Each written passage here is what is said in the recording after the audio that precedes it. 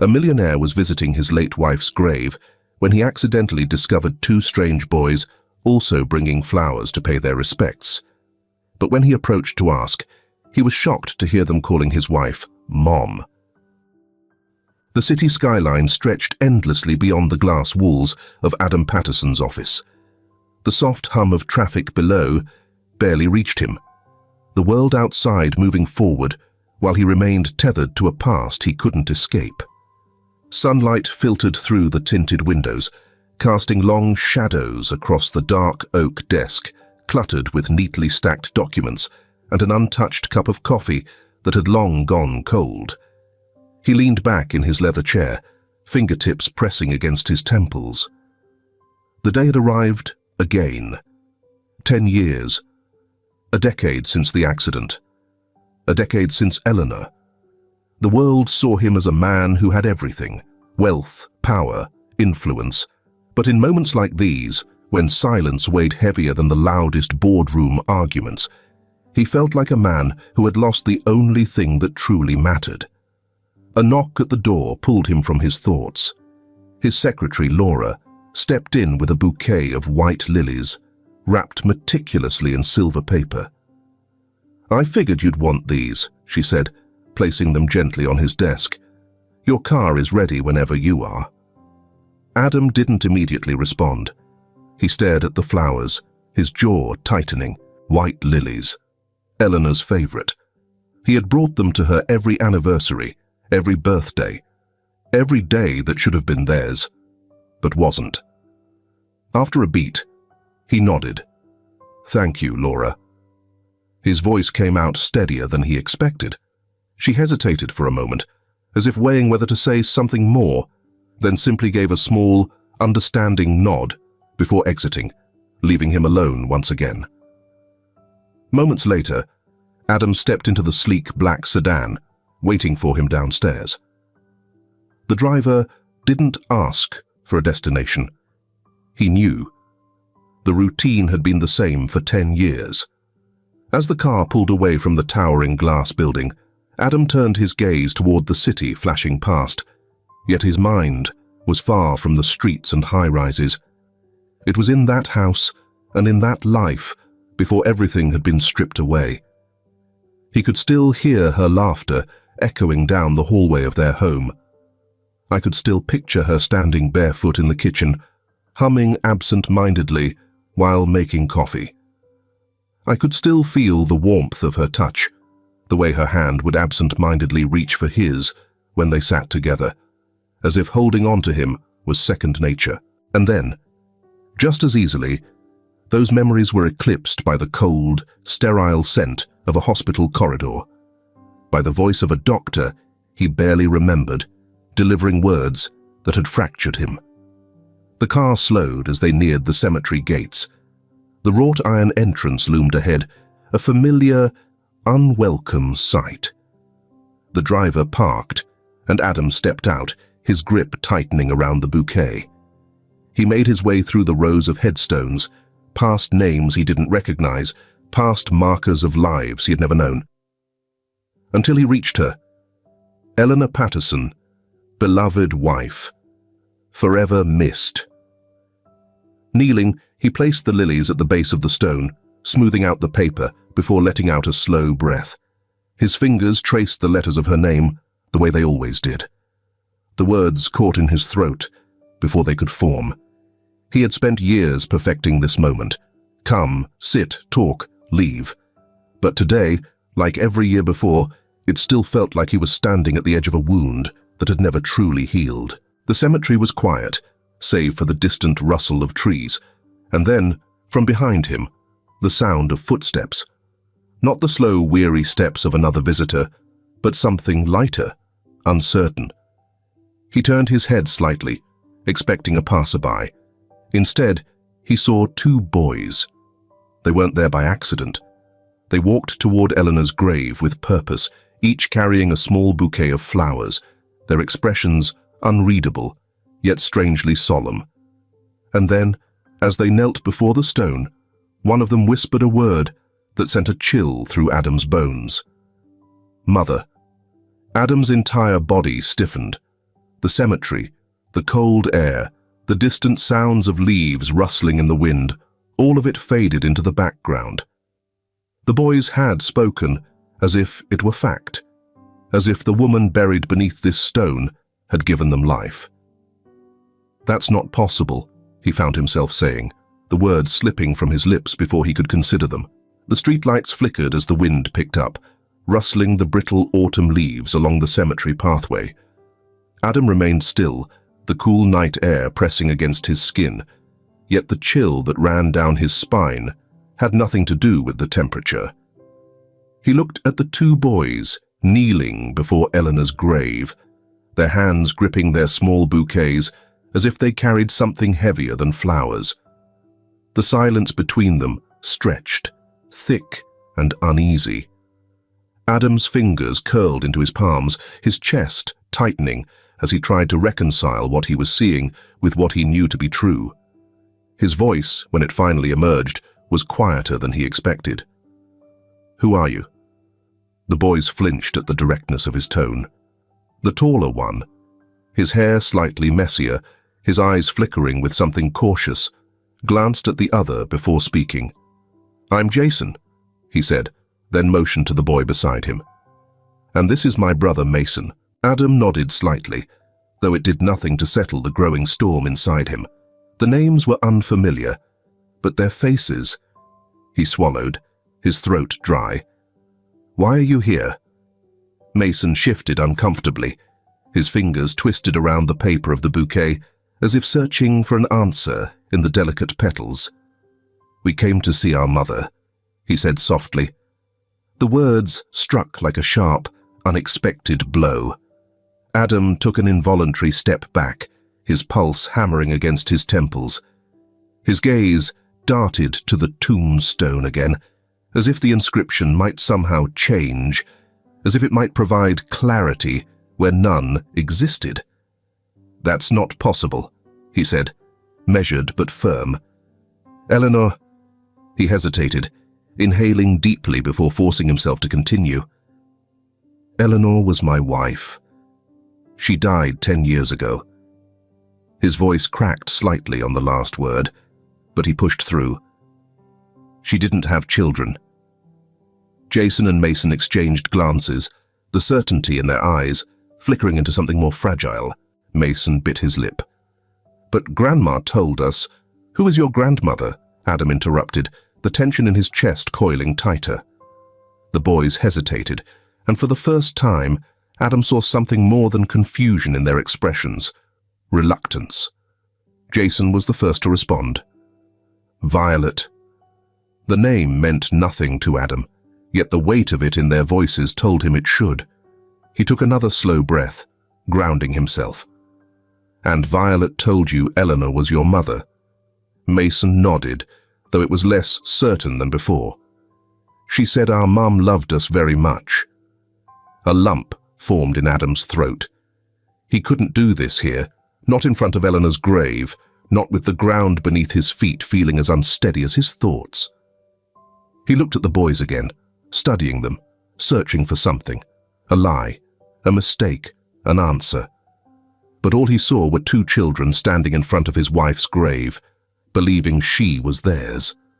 His next words came out more forcefully than he intended. "Take me to her." Jason and Mason stiffened. Jason, in particular, seemed more wary now, his eyes scanning Adam's face as if trying to gauge whether this was a mistake. The hesitation was clear. They didn't want to involve her. But Adam wasn't about to let this slip away. "If there's been some misunderstanding, we need to clear it up," he continued, though the words felt brittle in his mouth. "If she told you Eleanor was your mother, I need to know why." The boys remained quiet, and Adam realized they weren't just hesitant, they were protective. Of Violet? Of themselves? He wasn't sure, but something in their body language told him they weren't used to trusting strangers. "Listen," Adam said, lowering his voice, though the urgency remained. "I just want the truth." Mason looked up at Jason, waiting for his brother to decide. Jason hesitated a beat longer, before finally nodding. "Okay," he murmured, "but you have to promise you won't get mad." Adam clenched his jaw, exhaling slowly. "I just want answers." That seemed to be enough. Jason nodded again, then turned to Mason. Without another word, they started walking, leading Adam toward the cemetery gates. The drive was quiet. Adam gripped the steering wheel, his knuckles pale against the leather as he stole glances at them through the rearview mirror. They sat stiffly in the back seat, their hands resting in their laps, their expressions unreadable. He couldn't stop looking at them. It wasn't just their resemblance to him, it was the way they carried themselves, the way Jason's brow furrowed ever so slightly when he was thinking, the way Mason glanced at his brother for reassurance.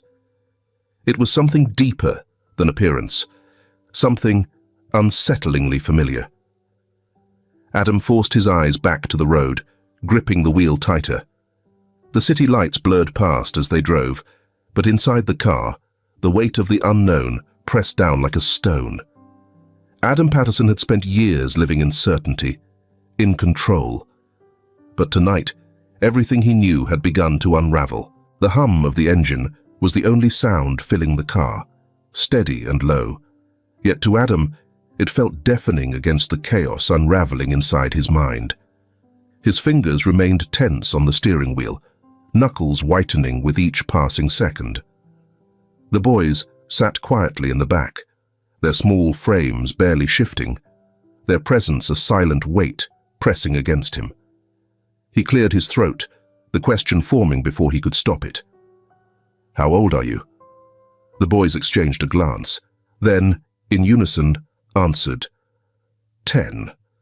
Adam's grip tightened on the wheel. A cold ripple ran through him, settling deep in his chest. 10 years, the exact number of years since Eleanor had died. The timeline struck him with precision, sharp and undeniable. His jaw tensed. "Are you okay, sir?" Jason's voice was quiet, hesitant, like he already knew the answer. Adam inhaled slowly, keeping his eyes fixed on the road. "I'm fine." The words felt like a lie. The streetlights flickered past, illuminating patches of pavement before plunging them back into darkness. He stole another glance in the rearview mirror. Jason's gaze was fixed on him, studying him with a sharpness beyond his years. Mason, however, was turned toward the window, his fingers pressing lightly against the glass, lost in his own thoughts. Adam had never believed in fate. He had built his success on logic, control, and carefully measured choices.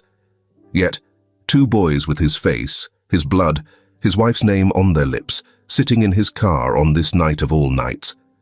That was something no calculation could explain. They pulled up in front of a small, worn-down house, tucked into the outskirts of the city. The porch light flickered, casting a dim, uneven glow. Adam barely had time to put the car in park before Jason opened the door and stepped out.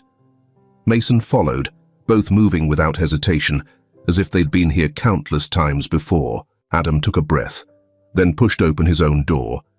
He straightened his jacket, squaring his shoulders as he followed them up the steps.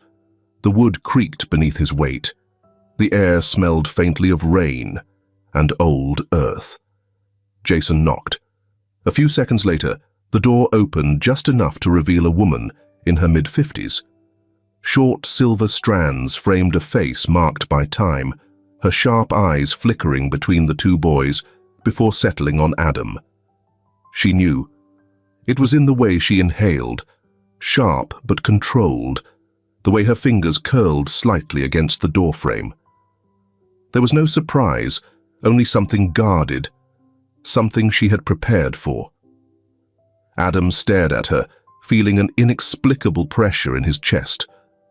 "Violet," he said, the name foreign on his tongue. She hesitated for a fraction of a second, then pushed the door open wider. "You should come inside." The boys stepped in first, moving easily through the dimly lit living room. Adam followed, his eyes sweeping across the small but well-kept space. Old photographs sat on the mantel, a faint smell of chamomile tea lingering in the air. The atmosphere was warm, lived in, yet as he stood there, it felt stifling. Violet closed the door behind them, moving with slow deliberation before turning to face him fully. "You have questions." Adam's hands curled into fists at his sides. "I don't have questions. I have a demand." His voice was measured, but the restraint was slipping. "You're going to tell me exactly why two boys who look just like me, who claim Eleanor was their mother, have been living under your care for the past 10 years. Violet exhaled, her expression unreadable. She glanced at Jason and Mason, then motioned toward the worn couch. "Sit down." Adam remained standing. "I don't need to sit." Her gaze met his, firm but not unkind. "You will." Something in her tone made Jason and Mason exchange a wary glance. They hesitated before settling onto the armchair nearby, silent observers. Violet lowered herself into a chair across from Adam, folding her hands in her lap. Her fingers trembled slightly, but her voice was steady when she spoke. "I was a nurse," she began. "A long time ago." Adam's breath came slower. "I was working the night Eleanor Patterson was brought into the hospital." The world tilted slightly beneath him. Violet continued, her voice distant, as if recalling something buried deep. "She was in critical condition, a car accident. The doctors did everything they could, but she was barely holding on. Then, after the emergency surgery, the official report came." She paused, her throat tightening. It was announced that all three had died. The words slammed into Adam like a blow to the chest. His breath caught. "3?" Violet nodded. "Eleanor, and the two babies she carried." He felt his legs weaken. His mind refused to process it. "But that wasn't the truth," Violet said, her voice shaking slightly now. "Because I saw something that night. Something I wasn't supposed to." Adam remained motionless, every muscle in his body wound tight. "The doctor in charge, Carl Rodriguez, he took something from that operating room." Her voice dropped to almost a whisper. "A black bag." The room seemed to shrink. "I followed him," Violet continued, her face paling with the memory. "My gut told me something was wrong, so I waited. I watched. He left the hospital under the cover of night, took the bag with him. And then, hours later, I saw him drive to the outskirts of town, near the woods." Adam's heart pounded. What was in the bag? Violet lifted her eyes to his, and for the first time, her control faltered. "Your sons." The silence that followed was suffocating. Violet's voice cracked, but she pushed through. "He buried them, in a shallow grave, like they were nothing. I waited until he was gone, then I dug them out with my own hands. They were so small, so cold, but they were breathing." Adam couldn't move. The walls around him seemed to close in, his mind unable to process the weight of her words. He had spent 10 years mourning the children he thought had never lived, and now, two boys sat just feet away from him, their eyes filled with questions they hadn't even begun to ask. His sons, alive. The room seemed smaller now, the walls pressing in, as Adam struggled to reconcile reality with the impossible. His fingers dug into the fabric of his pants, tension coiled tightly in his body, his breaths shallow and uneven. Jason and Mason shifted in their seats, their small frames tense with an awareness they shouldn't have had to carry. His sons. For 10 years, he had mourned them, believing they had never drawn breath, never opened their eyes, and never existed beyond the moment of loss. And yet, they sat before him, alive. He turned to Violet, his voice barely above a whisper but sharp as a blade. "Why didn't you tell me?" Her lips pressed into a thin line, her hands clasped together in her lap. "I was afraid," she said, simply. Adam let out a bitter laugh, shaking his head as he ran a hand through his hair. "Afraid of what? That I wouldn't want them. That I wouldn't take responsibility for my own sons." His voice rose, the anger bubbling just beneath the surface. Violet's gaze remained steady. "I was afraid for them. And for myself," she admitted, her voice firm but not defensive. "I witnessed something I wasn't supposed to. If I had spoken up, I don't know what Carl or the people backing him would have done. I had 2 newborns who had just survived the impossible. My only thought was keeping them safe." Adam clenched his jaw, a war waging inside him. He wanted to shout, to demand why she had stolen his chance to raise them, and why she had let him suffer a decade of grief. But then, his eyes flickered to Jason and Mason, his sons, who had only ever known her as their guardian, their protector. The boys were staring at him now, uncertainty flickering in their expressions. Mason chewed at his bottom lip, Jason's fingers drumming anxiously on the arm of the chair. They weren't just waiting for his anger, they were waiting to see who he was. He exhaled, his shoulders deflating slightly. "You should have told me," he said again. But this time the words were softer, tinged with something closer to grief than fury. Violet's face remained unreadable, but there was a flicker of something in her eyes. Regret. "I know," she murmured. A thick silence stretched between them, the weight of 10 lost years sitting between Adam and the only family he had left. He ran a hand over his face, inhaling deeply before looking at the boys again. They were still watching him carefully, guarded but curious. Adam straightened, forcing the rawness in his voice to settle. "I don't expect you to understand what this means to me," he said, his gaze shifting between them. "But I need you to know. I would have wanted you. I should have been there." Jason and Mason didn't respond immediately, but something in their expressions softened.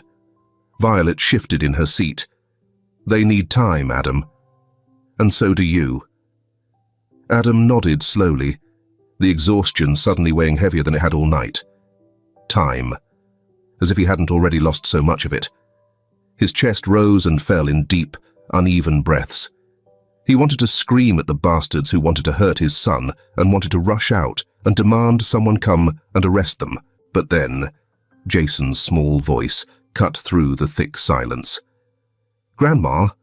The boy's tone was careful and hesitant, and Adam turned to see him looking between Violet and himself.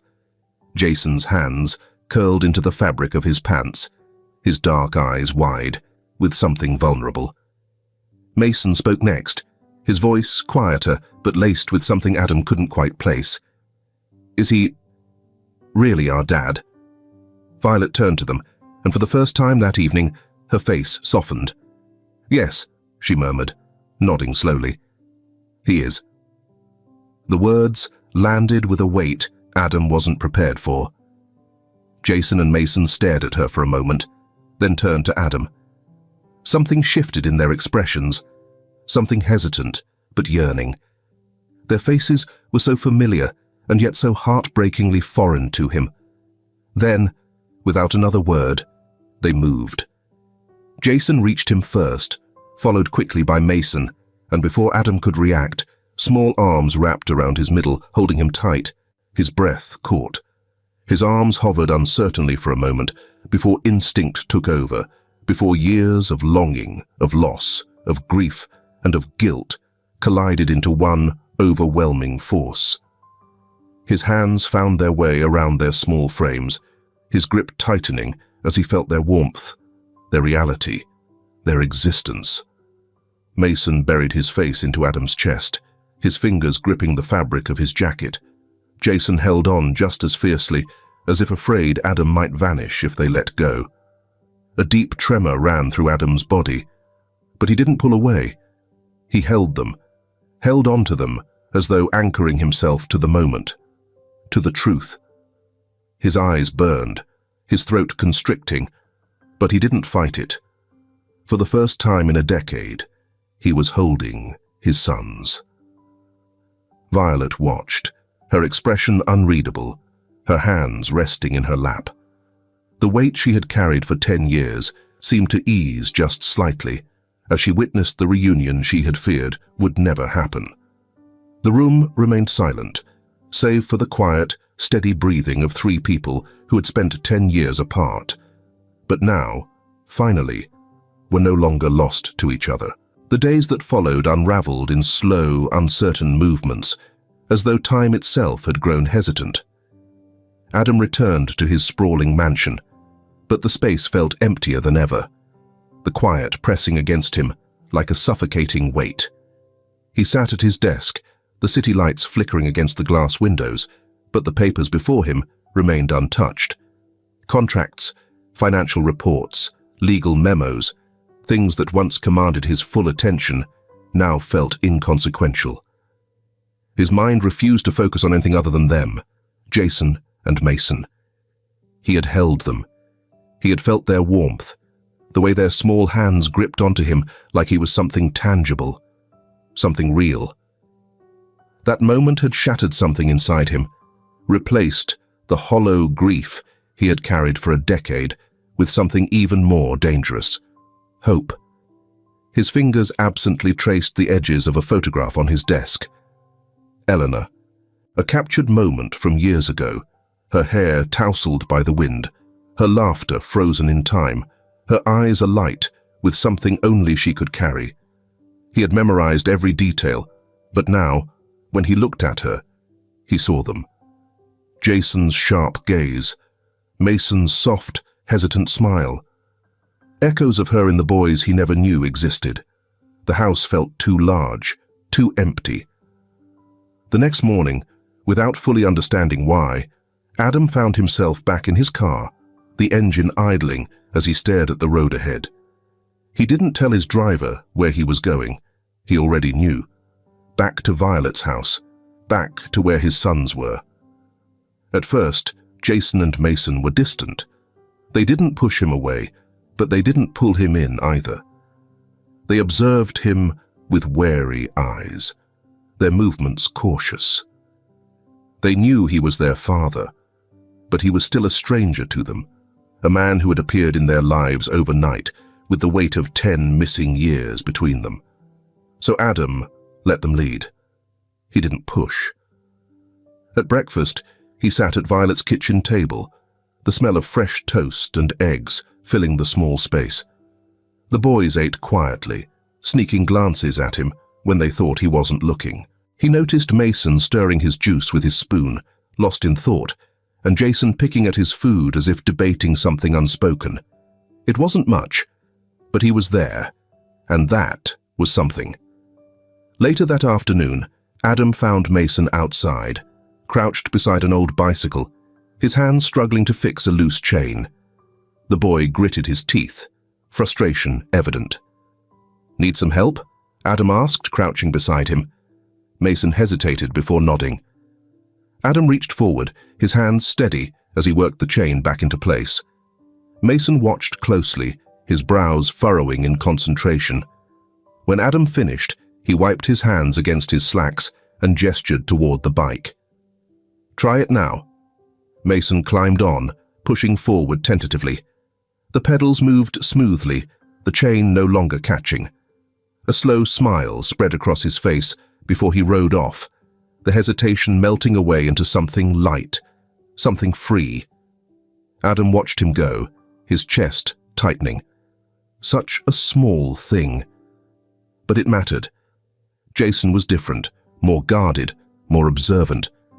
He watched Adam closely, as if waiting for him to reveal something hidden. One evening, while Violet busied herself in the kitchen, Jason sat on the floor near the coffee table, sketching quietly in a worn notebook.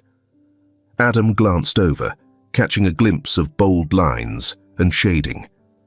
"You draw?" Jason nodded, but didn't look up. "What are you working on?"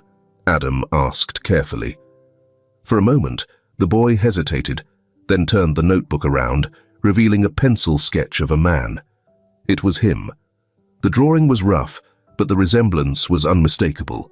The sharp angles of his jaw, the furrow of his brow, the weight in his expression. Adam stared at it, something unreadable twisting inside him. "You're talented," he murmured. Jason didn't respond, but for the first time, he didn't look away.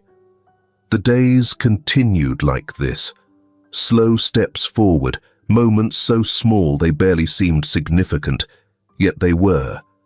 Each interaction, each conversation, was a thread weaving something fragile between them, something that wasn't quite father and son, but was beginning to resemble it. Adam wanted to claim them, to pull them into his world and never let them go. But fatherhood was something delicate, something he had never experienced. If he moved too fast, he could break what little they had just begun to build. So he waited. He let them come to him. And one night, when Mason casually leaned against his side while watching a show on the small television, or when Jason, without saying a word, slid his notebook toward him, as if silently asking for his opinion, Adam knew. They were letting him in, little by little, and for the first time in 10 years, he didn't feel so alone. The mansion was dark except for the soft glow of his desk lamp. Adam sat there, fingers steepled under his chin, staring at the city skyline through the floor-to-ceiling windows. His home, his kingdom, felt hollow now. The silence, which he had once found comforting, now pressed against him like an unbearable weight. Jason and Mason's faces lingered in his mind, the way they watched him, searching for something neither of them knew how to name yet. The way Mason's hesitant trust surfaced in small gestures. The way Jason's sharp gaze seemed to study him, as if trying to solve a puzzle. Adam wanted to give them time. He wanted to be patient, but something else gnawed at him, something he could not ignore. The truth. Violet had told him the story of that night, of Carl Rodriguez, and the unspeakable act that had stolen his sons from him. Adam had accepted her words, but acceptance wasn't enough. He needed proof. He needed to know who had orchestrated this nightmare and why. And he needed revenge. The thought of Carl Rodriguez walking free made Adam's blood run hot. A man who had discarded 2 helpless infants as though they were nothing. That man did not deserve to breathe. Adam reached for his phone and dialed a number. It rang only once before a gruff voice answered. "Mr. Patterson, I need you to find someone," Adam said, his voice low and firm. A pause, then, "Name?" "Dr. Carl Rodriguez." Another pause, then a slow exhale. "Understood. What am I looking for?" "Everything," Adam said. "Where he is, where he's been for the last 10 years, who he works for. And I want to know if anyone else was involved." There was a beat of silence, then, "I'll get back to you soon." Adam ended the call and leaned back in his chair, exhaling slowly. His mind was already working through the possibilities. Carl hadn't done this alone. Someone had paid him. Someone had wanted Eleanor and the children gone. And then, a name surfaced in his mind like a dark whisper from the past. Kimberly Cox. 2 days later, Adam sat in his study, his hands resting on the desk as he listened to the investigator's report over speakerphone. Carl Rodriguez left the country for a while after Eleanor's accident, the investigator said. Vanished for about 5 years. Then he resurfaced, Mexico, then South America. Kept a low profile but still practicing medicine under different aliases. About 3 years ago, he came back to the States. Small clinic in the outskirts of Chicago. Not exactly legal, but it seems like the authorities have been looking the other way. Adam's jaw clenched. He's been here all this time. Yes. And there's more. I traced his financials. 10 years ago, right after the accident, he received a large sum of money, 6 figures, wired through offshore accounts. Adam's fingers curled into his palm. Who paid him? A pause. Then, the answer Adam already knew was coming. Kimberly Cox. The air in the room seemed to drop 10 degrees. Adam closed his eyes briefly, pressing his thumb and forefinger against his temple. She was your assistant at the time of the accident, the investigator continued. Loyal, efficient, always nearby. But I did some digging, and it turns out she was doing a lot more than just managing your schedule. Adam's stomach twisted. Explain. She was obsessed with you. The investigator's voice was matter-of-fact, but Adam felt something cold settle in his chest. Not in a healthy way. I found old emails, ones she never sent, letters, journal entries. She kept track of everything you did, your routines, your meetings, even your meals. And she hated Eleanor. Adam's hands tightened into fists. She had access to your life, to your business, to your home. If she wanted Eleanor out of the picture, she had the opportunity and the means.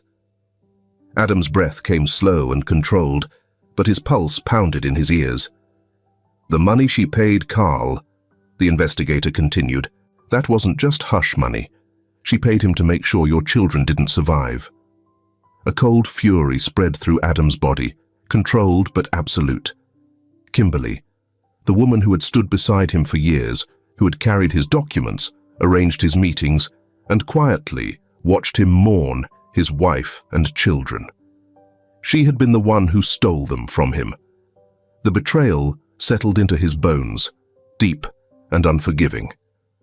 What do you want me to do? The investigator asked. Adam stared at the wall ahead, his mind working through every possible scenario. He had spent his life making decisions that built empires, crushing opponents without hesitation. This was no different. Find Carl, he said evenly. I want to talk to him myself. And Kimberly, Adam's fingers tapped slowly against the desk. She still works for me, he murmured, more to himself than to the investigator. He had seen her just last week, smiling in meetings, standing by his side as she always had. How many times had she looked him in the eye, knowing what she had done? A slow, bitter smile curved his lips. She doesn't know I know. The investigator was silent, then understood. The call ended. Adam sat back, staring out at the city beyond his windows. For 10 years, he had lived in ignorance. Grief had blinded him to the truth. But now, he had clarity. Kimberly thought she had won. She thought she had erased Eleanor and his children from his life, securing herself as the only one left standing. She had no idea her time was running out. The world outside moved in slow, deliberate motions, the city lights casting fragmented reflections on the windshield as Adam's car weaved through the quiet streets. His mind, however, was anything but calm. The weight of the investigator's findings pressed against his chest like a stone, suffocating, inescapable. Kimberly. Her name had once meant loyalty, competence, stability. Now, it was a sickness he couldn't shake. Every interaction with her over the past decade replayed in his mind, tainted by what he now knew. She had stood beside him, pretending to grieve, offering comfort when he lost Eleanor and the children she had ensured would never survive. His stomach churned. The betrayal was absolute. The investigator's report sat on the seat beside him, the contents burned into his memory. The first accident report had been altered.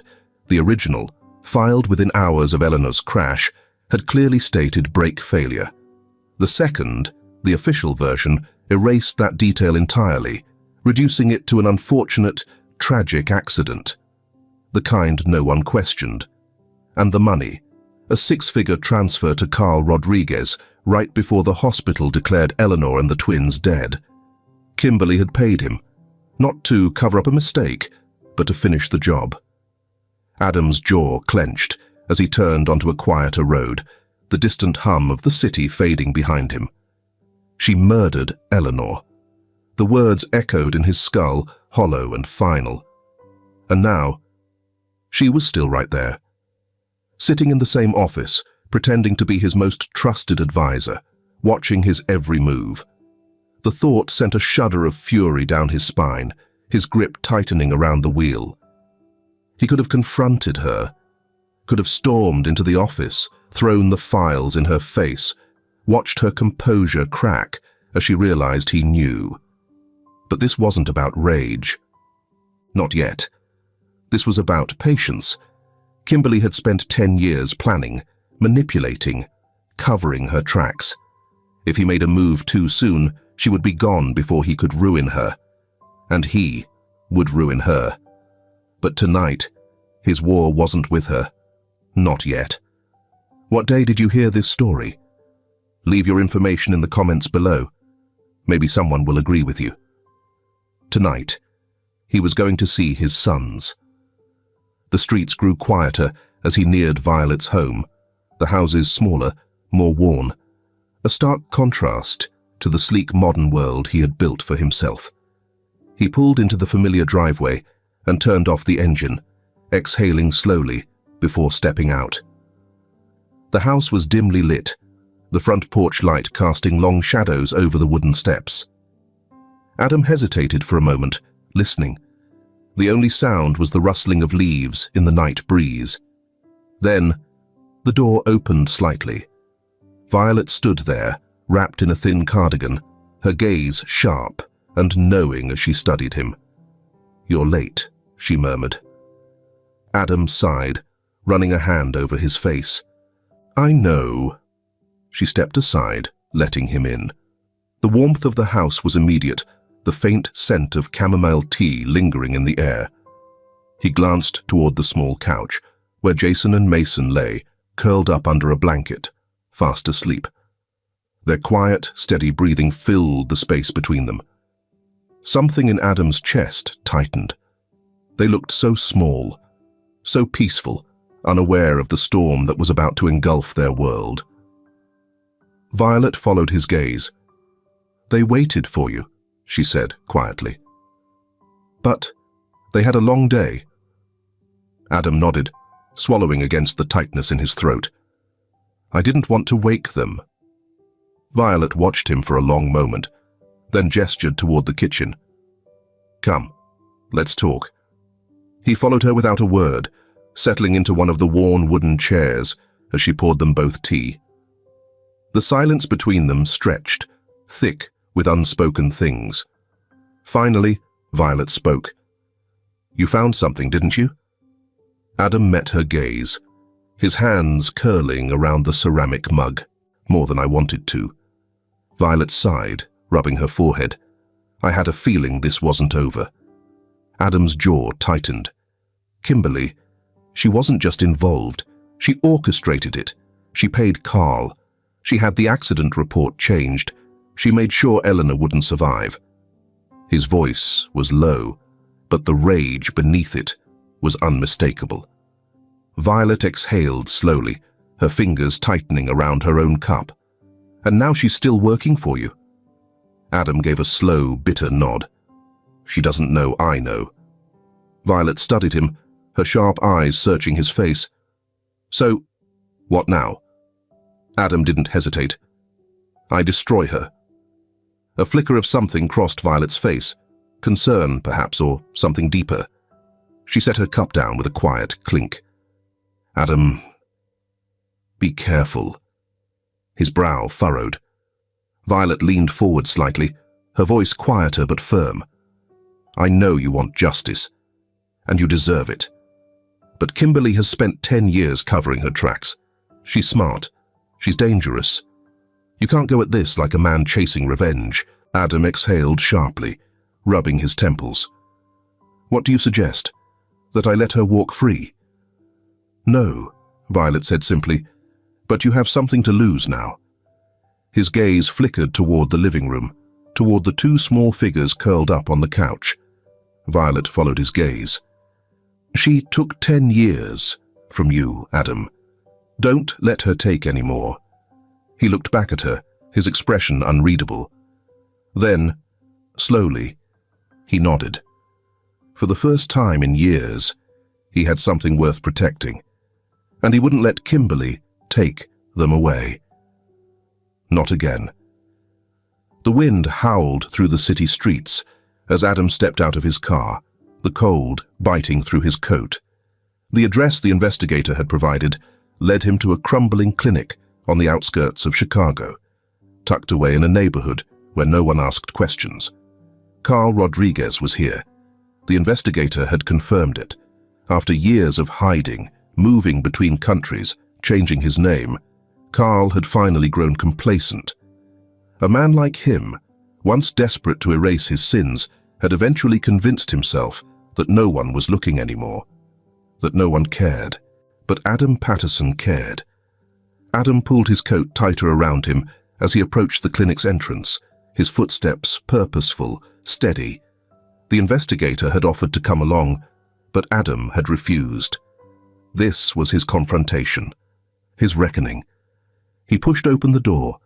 Inside, the clinic was dimly lit, the fluorescent bulbs overhead buzzing faintly. The waiting area was nearly empty, just a few chairs, old magazines scattered on a chipped wooden table. A woman at the reception desk glanced up but didn't speak. She didn't need to. She knew why he was here. Adam walked past her, his steps echoing down the narrow hallway. At the end of the corridor, a single door stood slightly ajar. He pushed it open. Carl Rodriguez was seated at a desk, hunched over paperwork, a pair of reading glasses perched on the tip of his nose. He looked older, more worn, but Adam recognized him instantly. The same man who had declared his wife and unborn children dead. Carl looked up, his pen stilled, his breath caught. Then, recognition flickered across his face, followed swiftly by fear. Adam stepped inside, closing the door behind him. The click of the latch sent a ripple of tension through the room. Carl exhaled shakily, forcing an unconvincing smile. "Mr. Patterson, this is a surprise." Adam didn't return the courtesy. He took a slow step forward. "I'm sure it is." Carl's hand twitched toward his desk drawer, but Adam's voice cut through the air like a blade. "Don't!" The doctor's fingers stilled. Adam took another step forward, his voice measured, calm, but beneath it was a quiet storm. "You know why I'm here." Carl swallowed, his Adam's apple bobbing. Don't lie to me." Adam's voice was sharp, slicing through the room's stale air. Carl flinched, his hand retreating from the desk drawer. He sat back, exhaling shakily. "Look, Kimberly paid you," Adam interrupted. "A 6-figure sum, right before Eleanor's accident, right before you smuggled my sons out of that hospital like garbage." Carl paled, his fingers tightening around the armrests of his chair. Adam took another step forward. "You buried them, Rodriguez." His voice was quieter now, but it carried the full weight of his fury. "You left them in the dirt. You thought they would die, and you walked away." Carl's breathing grew uneven. I didn't have a choice." Adam's hand slammed down on the desk, making Carl jump. "You had a choice," he said, his voice dangerously calm. "You made the wrong one." Carl's lips trembled, but Adam wasn't finished. "I know everything, Carl. I have the records. I have Violet. I have your bank transfers. And I have enough to make sure you spend the rest of your life rotting in a cell." Carl's breathing turned ragged. He knew Adam wasn't bluffing. "Now," Adam said, straightening, "here's how this is going to go." Carl swallowed, his gaze darting toward the door as if calculating his chances. But Adam blocked his path. "You're going to confess," Adam said, voice even. "You're going to turn yourself in, and you're going to tell them everything. About Kimberly, about the accident, about the cover-up. Every last detail." Carl shook his head rapidly. I can't." Adam leaned down, lowering his voice to something almost gentle, something terrifying. "If you don't," he murmured, "I will bury you in a way that makes what you did to my sons look like mercy." Carl stilled. Adam straightened, stepping back. "Those are your options." Carl's breath came in shallow bursts. He was trapped. There was no escaping this. He saw it now. Adam turned to leave, but before he stepped out, he glanced back. "You've spent 10 years running," he said. "Now, it's time to pay." And then, he was gone. The door clicked shut behind him, leaving Carl Rodriguez alone, his fate already sealed.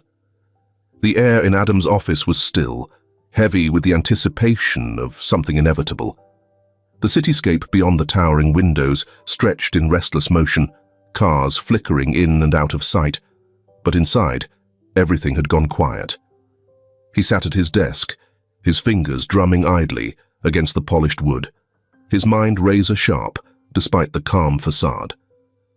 Kimberly would be here soon. She had no idea what was waiting for her. A knock at the door. "Sir," his assistant's voice came through the intercom. "Ms. Cox is here." Adam inhaled deeply, steadying himself. This is it. Send her in.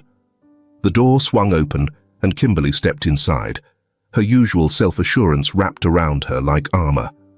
She was dressed immaculately, a designer suit tailored to perfection, her heels clicking softly against the marble floor. She smiled as she approached his desk, completely oblivious. "You wanted to see me, Adam?" Her voice was smooth, casual, as if they were about to discuss quarterly reports. Adam didn't stand, didn't motion for her to sit. Instead, he leaned back slightly, letting his gaze settle on her with unnerving patience. "Yes," he said evenly. "Take a seat." Kimberly hesitated for half a second, barely noticeable, then did as he said. "What's this about?" Adam took his time, studying her like she was a puzzle he was about to dismantle. Then, he slid a folder across the desk. She glanced at it, then back at him, a flicker of curiosity crossing her face before she reached for it. The moment her eyes landed on the first document, her posture stiffened. The color in her face didn't drain all at once, but Adam could see it happening in real time, like a slow leak in a foundation that was about to collapse. The original accident report, the one that mentioned brake failure. Her fingers tightened around the paper as she flipped to the next page. A bank statement, a 6-figure transfer to Carl Rodriguez. She didn't move on to the next document. Silence stretched between them. Adam watched her, unflinching, as the realization dawned. Kimberly's lips parted slightly, but no words came out. Then, she did what Adam expected. She laughed, a soft, almost amused chuckle at first, then a smirk. "This is what you called me in for," she said, shaking her head. "Come on, Adam. Are we really doing this?" Adam remained silent. Kimberly leaned forward, her smirk unwavering. "Look, I don't know what you think you found, but you should be careful throwing around accusations. A 10-year-old accident? That's reaching, even for you." Still, Adam said nothing. She kept going, her voice measured, calculated. "Do you really want to start a war with me, after everything I've done for you?" Adam exhaled slowly, tilting his head slightly. Then he picked up a small remote from his desk and pressed play. The room filled with Carl's voice. "Kimberly orchestrated everything. She paid me to make sure Eleanor didn't make it out of that accident. She bribed officers to change the report. She told me to get rid of the kids. Said Adam would never find out." Kimberly froze. The tape played on, but she wasn't listening anymore. Her hand clenched into a fist against her lap, the once confident smirk vanishing into something closer to panic. Adam let the words sink in before pausing the recording. Then finally, he spoke. "You killed my wife." Kimberly's breath hitched, but she recovered quickly. She straightened her shoulders, her expression hardening. This is ridiculous, she scoffed. You think a recording from some washed-up doctor is enough to... Adam pulled another folder from his desk. This one he opened for her. Inside were photographs, emails, transaction records, everything. Kimberly stared. For a moment, she didn't move. Then, her mask shattered. You... Her voice wavered, eyes darting to the office door. She was thinking, calculating, looking for an escape. Adam leaned forward, his voice dropping to something dangerously low. You took my family from me. You made me mourn children who were still breathing. Kimberly stood abruptly, her chair scraping against the floor. But before she could take another step, the door swung open. 2 uniformed officers entered, their presence final. Kimberly's head snapped toward Adam, pure fury flashing across her face. You called the cops on me?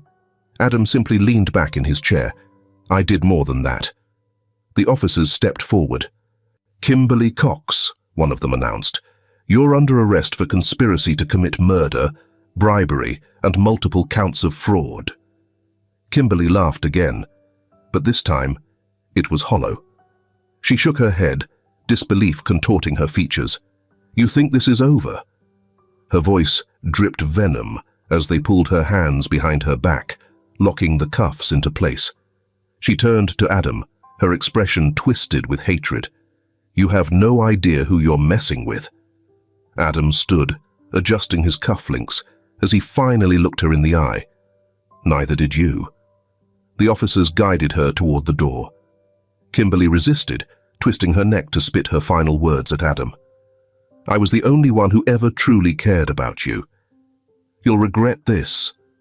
Adam tilted his head slightly, as if considering her words. Then he simply turned away.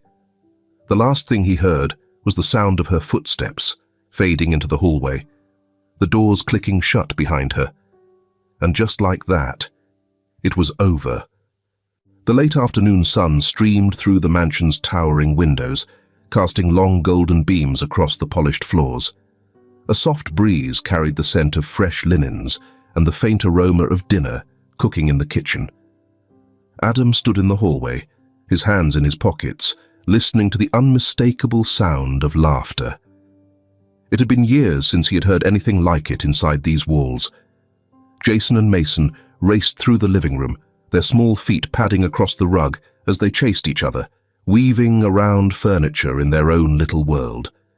Jason was faster, but Mason was persistent, his determination evident in every sharp turn.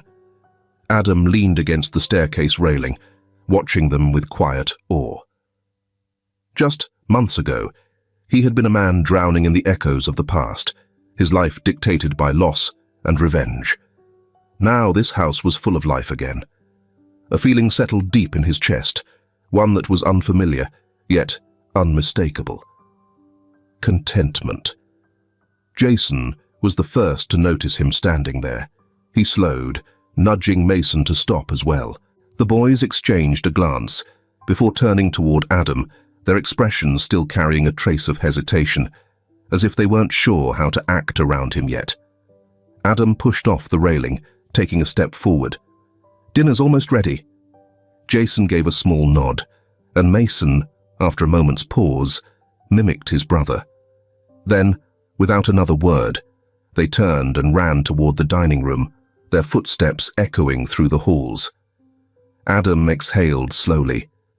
It was small, but it was progress. The adoption had been finalized that morning. Jason and Mason were officially his sons, not just by blood, but by law, by name, by choice. The moment had been quieter than he had expected. No grand speeches, no dramatic revelations, just a few signatures, a judge's nod, and it was done. But the weight of it lingered in his chest, heavier than he had anticipated. They were his now, forever. And Violet. She had moved into the mansion as well. It wasn't something they had discussed in length, But it had never really been a question. She had saved his sons, protected them when the world had abandoned them. She belonged here. Adam found her in the kitchen, stirring a pot on the stove, the rich scent of soup filling the air. She turned slightly, catching him watching her. "You're staring," she said, raising an eyebrow. Adam smirked, crossing his arms. "Still getting used to this." Violet chuckled, wiping her hands on a dish towel. "Well, get used to it. This is your life now." His life. For years, he had existed in a void, an empty house, an empty routine, an empty purpose. Now, his home had toys scattered across the floor, sketches on the coffee table, a soccer ball by the front door. Now, his life had meaning again. Violet's expression softened. "Are you happy, Adam?" He hesitated, not because he didn't know the answer, but because happiness had once felt impossible. His gaze drifted toward the dining room, where Jason and Mason were setting the table, bickering over who got to place the forks. He thought about the small moments, the way Mason leaned into his side when they watched TV, the way Jason had started showing him his drawings, the way they no longer flinched when he entered a room. He thought about the nights he had spent alone in this house, drowning in grief. And then he thought about now. Adam turned back to Violet and nodded. "Yes," he said simply, "I am." That night, they all sat down for dinner together. It was a simple meal, nothing extravagant, nothing grand. But to Adam, it was everything. Jason and Mason sat across from him, their plates full, their movements natural. Mason was talking animatedly about something that had happened earlier that day, his hands waving excitedly, while Jason listened, occasionally rolling his eyes, but never truly annoyed. Adam watched them, taking it all in. At one point, Mason accidentally knocked over his glass of water.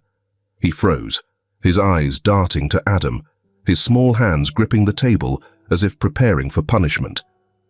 Adam simply grabbed a napkin and handed it to him. "No big deal," he said, his voice even. "Just clean it up." Mason blinked.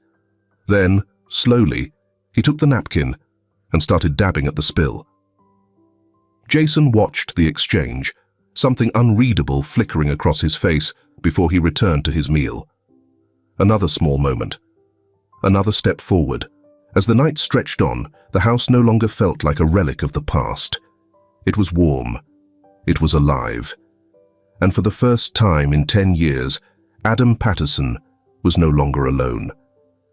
The evening air was crisp as Adam stepped out of his car, his shoes pressing softly against the damp earth. The sky had begun to darken, casting long shadows across the cemetery, where rows of gravestones stretched into the distance. A few visitors lingered, their figures blurred in the fading light, but in this quiet corner, it was just them. Jason and Mason climbed out after him, their usual chatter subdued. They had never been here before, never stood before the grave of the woman who had given them life. Adam walked ahead, leading them along the winding path, his hands tucked into the pockets of his coat. The gravel crunched beneath their feet, the only sound breaking the silence. Then they reached her. Eleanor Patterson. The name was carved into the smooth marble, the letters bold, yet softened by time. Below it, the date of her passing, 10 years ago today. Adam stopped, exhaling slowly. He knelt, reaching into the paper-wrapped bundle he had brought with him. Carefully, he placed 3 roses in front of the headstone, one for Eleanor, one for Jason, one for Mason. The petals shifted slightly in the evening breeze. The boys stood beside him, their expressions unreadable. Jason's hands were tucked into his hoodie pockets, his gaze locked onto the name in the stone. Mason shifted his weight between his feet, as if unsure whether to step forward or stay where he was. For a long moment, none of them spoke. Adam rested his hand on the top of the headstone, his fingers tracing the carved letters. "Your mother would have loved you both," he said quietly. His voice was steady, but there was an ache beneath the words. "More than anything." Jason looked down at the flowers, his lips pressed together. "Did she know about us?" His voice was softer than usual, cautious, as if afraid of the answer. Adam swallowed, the weight of memory settling deep in his chest. "Yes," he said. "She knew. She was waiting for you." Mason took a slow step forward, staring at the stone with wide eyes. What was she like? Adam let out a breath, his fingers lingering on the cold marble. "She was kind," he said, "and strong, and stubborn when she wanted to be." His lips quirked slightly. "She would have done anything to protect you." Jason's brow furrowed. "Then why didn't she?" The words hit harder than they should have, but Adam didn't flinch. He turned to Jason, meeting his gaze. "She tried," he said. "She fought harder than anyone I've ever known." He paused, his voice softening. "She just never got the chance." Jason's fingers curled around the edges of his hoodie sleeves. He gave a small nod, but he didn't say anything else. Mason crouched down beside the flowers, running his fingers lightly over the delicate petals. "I wish we could have met her," he murmured. Adam felt a tightness in his throat. "Me too." The wind stirred around them, rustling the grass, carrying with it something Adam couldn't quite name. For 10 years, he had come here alone, burdened with guilt, anger, and sorrow. But this time, standing beside his sons, it felt different. The loss was still there, but it no longer consumed him. The past would always be a part of them. But now, they had a future. Jason and Mason stood there a moment longer, then, as if sensing the moment had passed, they ran. They took off down the path, their laughter breaking the stillness of the cemetery. Their voices, their energy, their life. It echoed through the air, filling the spaces that had once been empty. Adam remained where he was, watching them. The sight of them, so full of movement and joy, was a stark contrast to the stillness that had ruled his life for so long. For years, he had been a man trapped in grief, his world frozen in the moment Eleanor was taken from him. But now, in the space she had left behind, something new had grown. Family. Adam took one last look at the grave, then turned, following his sons toward the car. As they reached the parking lot, Mason skidded to a stop, breathless and grinning. "Race you home," he called, nudging Jason with his elbow. Jason rolled his eyes but smirked. "You'll lose." Before Adam could say anything, they bolted toward the car, their laughter carried by the wind. He watched them, a small smile touching his lips. For the first time in 10 years, he was whole again. If this film touches your heart, leave your mark with a like. And don't forget to subscribe to our channel to explore more meaningful stories with us. And if you enjoyed this story, please share it with your friends on WhatsApp. And now, share your feelings with us and tell us your own stories. Every word you share is a building block that helps create our strong and enduring community. Together, we'll create a warm space where everyone can share and connect. Finally, don't miss the incredible stories coming your way soon. We're always here to bring you the best selections, full of deep values yet entertaining. See you there.